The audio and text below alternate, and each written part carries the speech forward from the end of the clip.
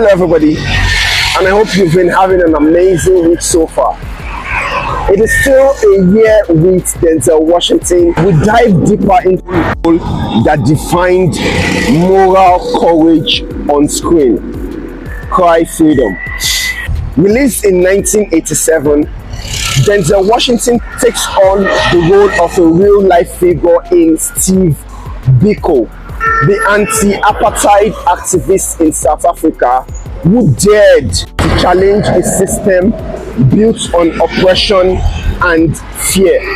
This is the first time we see Denzel carry a film not just with presence but with moral authority. A man whose words, actions and dignity are as powerful as the story itself. Cry Freedom is not just an historical drama. It is a story of courage, resistance, and standing up for what is right. This is week 3. This is Cry Freedom, and this is where Denzel Washington becomes more than an actor. He becomes a voice. Set in the 1970s in South Africa, Cry Freedom follows the friendship between Steve Biko, the leader of the Black Consciousness movement, and Donald Woods, a liberal journalist. When Woods investigates the conditions of black people in the townships, he meets Biko, who opens his eyes to the harsh realities of the apartheid regime. Through these experiences, Woods not only understands Biko's mission, but he also becomes an ally. Denzel Washington's Biko is eloquent, courageous, and unflinching, constantly putting himself in danger to fight for freedom and injustice. From speaking to crowds outside a banned zone to facing interrogations and brutal arrests, every moment is a test of character. And it's through Denzel's performance that the audience actually feels the stakes, the real human cost of oppression, and the strength it takes to actually resist oppression. Denzel Washington is magnetic in this role. First, his voice and speech, calm, deliberate, yet filled with moral force.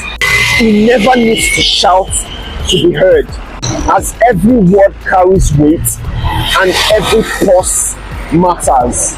Then his presence on screen, either visiting the township or speaking with Woods or testifying in the courtroom, Denzel commands the frame without dominating it. It makes you listen and feel without theatrics. Also in this movie, his emotional range is remarkable. In moments of hope, we feel inspiration. In moments of threat, you feel tension. In the arrest and hospital scene, you feel the crushing weight of injustice. Yet, Biko remains steadfast. Denzel's interaction with Kevin Kline's Woods are another highlight in this movie.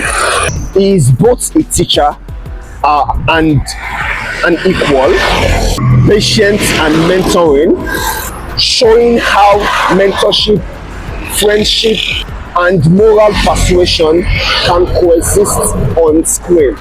Compared to his earliest role in Carbon Copy and A Soldier Story, Denzel Washington is no longer just present. Now he anchors the story, carrying the emotional and moral weight of the film. This role also marks several firsts for Denzel Washington. This is the first time he portrays a real-life historical figure. Also, this is the first time he carries a film entirely based on moral and social authority. Also, this is the first time he is being a true narrative center, guiding the audience through the story. Watching Denzel in Cry Freedom, you can see seeds of his later iconic roles right from this movie, like in Malcolm X, Fences, Training Day, and Glory. These are all performances that relies on presence, conviction, and moral weight. And these are all traits that it first shows in Cry Freedom.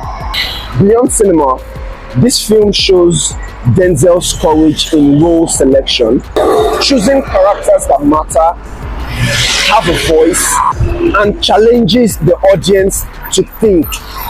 Every scene in Cry Freedom reminds us of why Denzel is not just an actor, but a storyteller, a voice, and now a legend.